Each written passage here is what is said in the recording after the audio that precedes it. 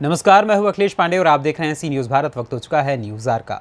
शनिवार को सिवान के जदयू सांसद कविता सिंह, उनके पति सांसद प्रतिनिधि अजय सिंह, पूर्व मंत्री गौतम सिंह तथा बैकुंठपुर गोपालगंज के पूर्व विधायक मंजीत सिंह ने लौकहा विधानसभा क्षेत्र का भ्रमण किया। क्षेत्र भ्रमण के दौरान खुटौना के वीर कुमार सिंह आश्रम में प्रेस वार्ता करते हुए अजय सिंह और पूर्व मंत्री ने कहा कि जदयू की टीम राज्य के अलग अलग विधानसभा में घूम घूम कर बिहार की जनता को नीतीश कुमार के विकास कार्यों को समझा रही है। उन्होंने आगे कहा कि अभी भी बिहार की जनता उनके साथ है और उनकी सरकार अभी बेरोजगारी दूर करने के लिए बड़े पैमाने पर विभिन्न विभागों में बहाली कर रही है। उन्होंने कहा कि अभी केंद्र सरकार बिहार को दी जाने वाली सहायता राशि को वोट दिया है, जो विकास में बाधा पहुंचा रही है।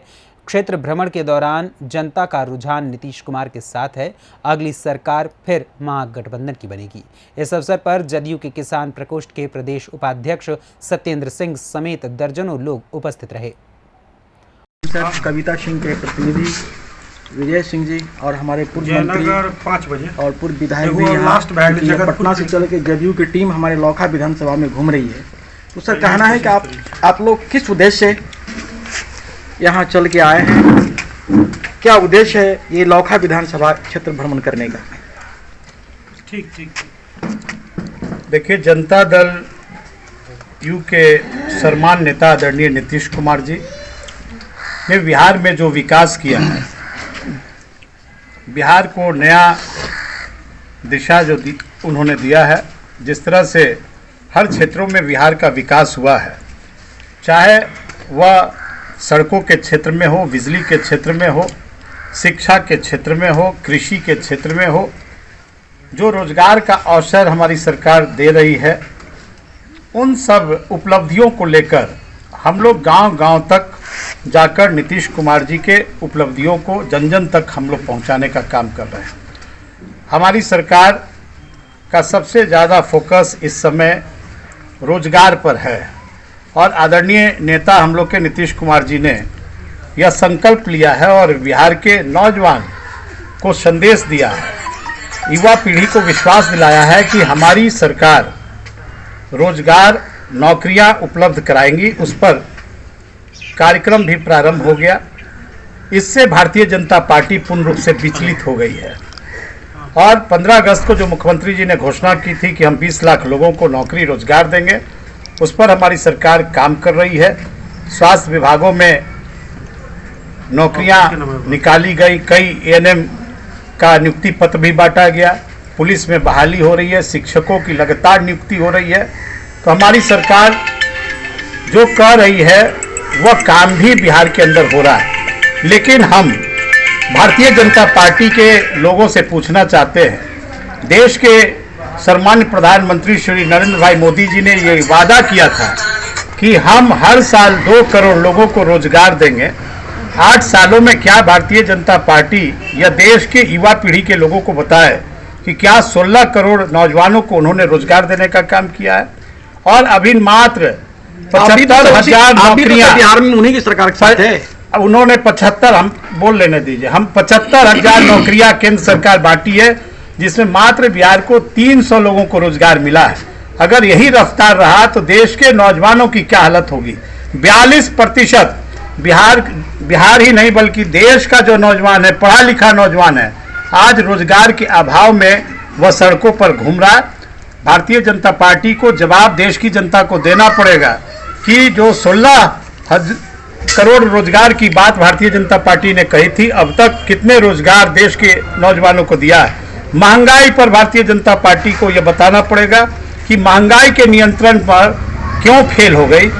मनमोहन सिंह की सरकार में 342 रुपया अगर सिलेंडर मिलता था, तो आज गैस सिलेंडरों का कीमत 1150 रुपया कीमत हो गई। वो तो सर, एक्सक्यूज मी सर, वो तो हम समझ गए, लेकिन इससे पहले केंद्र और बिहार में भी तो आप भाजपा की सरकार में थे ना शामिल। हम भाजपा के सरकार में रहते हुए नीति चलते रहा है और नई दौर में यह सबसे जरूरत है आज रोजगार का। उस पर हमारी सरकार रोजगार में काम कर रही है और बिहार शुरू से रोजगार का अवसर देते रहा है। ऐसा कौन सी बात है आपने भाजपा को साथ छोड़ दिया बिहार में? भारतीय जनता पार्टी एक तो सबसे बड़ी झूठा पार्टी है, दूसरा सबसे महत्वपूर्ण पहले चीज है- सच था सर, सबसे महत्वपूर्ण पहले बात- सच था क्या? क्या पहले सच था पार्टी, अभी झूठा हो गया। पार्टी अपने विश्वास पर जब खड़ा नहीं उतरेगी, अगर अपने एलाइज पार्टनर को साथ में रहकर जिस तरह से भारतीय जनता पार्टी ने सभी दलों के अस्तित्व मिटाने की बात कही कि 3 महीना के अंदर उनके राष्ट्रीय अध्यक्ष ने कहा कि हम अस्तित्व मिटा देंगे। 2020 में जनता दल यू के साथ उसने विश्वासघात किया। किस तरह से चिराग पासवान को अपने बी टीम को खड़ा करके जनता दल यू को हराने का प्रयास किया, क्या यह बात छिपी हुई है? और इन विश्वासघात के कारण जो साथ का एलाइज पार्टनर है उसके अस्तित्व को समाप्त भारतीय जनता पार्टी करने में लग गई थी। तो यह झूठा पार्टी के साथ रहने की कोई जनता दल यू की जरूरत नहीं है। अब हम लोग भारतीय जनता पार्टी का जोरदार मुकाबला करेंगे। 2024 में मंत्री कुछ बोलना चाह रहे थे। 2024 में इनकी समाप्त होगी भारतीय जनता पार्टी पूर्ण रूप से बिहार में, और 2024 और 25 में नीतीश कुमार के नेतृत्व में बिहार में फिर सरकार बनेगी। इसकी चिंता आप मत करिए। तो थैंक यू सर। हमारे पूर्व मंत्री कुछ बोलना चाह रहे थे बीच में, कुछ पूछिएगा तब ना। आपको आप कुछ- जो एक सवाल कर रहे थे कि आपने पहले नौकरी क्यों नहीं दिया? आप सवाल नहीं सर, मेरा प्रश्न था यार। मेरा सर प्रश्न था आपसे। मैं जवाब दे रहा हूँ आपका। 24 नवंबर 2005 को आदरणीय नीतीश कुमार जी के नेतृत्व में हमारी सरकार बनी। 9.5 साल में उसमें मंत्री था लगातार। आप याद करिए उस समय से हम लोग एक लॉट में, मतलब 4 महीने में 450 शिक्षकों की बहाली की, 9,000 से ज़्यादा जेल पुलिस की बहाली की, 50,000 बिहार पुलिस की बहाली की। एक नया पैसा कोई माइक लाल नहीं करने वाला था कि हमारे बच्चे के नौकरी के लिए एक पैसा लगा। सर शिक्षक की बात कर रहे हैं आप, 7वें चरण की बहाली को लेकर के परसों मुख्यमंत्री जब आए थे खुटौना प्रखंड के दुर्गी पंचायत में, तो पुरजोर विरोध किया लोगों ने, शिक्षक अभ्यर्थियों ने। तो उस पर क्या कहना चाहते हैं, क्या होगी बहाली 7 फेज की? जिनको अभी तक मौका नहीं मिला है वो तो विरोध प्रदर्शन तो एक लोकतंत्र का हथियार है, एक मिनट रुकिए। वो करना आज के अधिकार की बात है। प्रदेश उपाध्यक्ष जनता दल यूनाइटेड के हैं और आप मुख्यमंत्री नीतीश कुमार के चुने हुए टीम में आज शामिल है। आप स्थानीय भी हैं सत्येंद्र सिंह जी, तो आपको क्या लग रहा है कि नीतीश जी के प्रति फिर से रुझान हुआ या पहले वाला रुझान है? नीतीश जी के पास रुझान तो है ही। नीतीश जी के पास जनमत घट कहाँ रहा है? कल भी नीतीश जी आए, परसों आए हुए थे आपको दुर्गीपति मखना जी। आप वो भीड़ देख के देखिए कि नीतीश जी के पास कहाँ भीड़ की कमी थी। जनता के साथ अपील क्या करना चाह रहे हैं आप सर? जनता से कुछ अपील करना चाहेंगे? जनता से यही अपील कर रहे हैं कि भ्रष्टाचारियों के चक्कर में मत पड़ो, व्यापारियों के चक्कर में मत पड़ो, सोच समझ के उसी को वोट दो जो तुमको आज मुंह में बोली दिया है, जो तुमको काम दिया है, जो तुमको रोजगार दिया है। मधुबनी से सी न्यूज़ संवाददाता इजहार की रिपोर्ट। फिलहाल इस खबर में इतना ही। देश दुनिया की तमाम खबरों के लिए देखते रहें सी न्यूज़ भारत। हर खबर आपके साथ, आपके हाथ।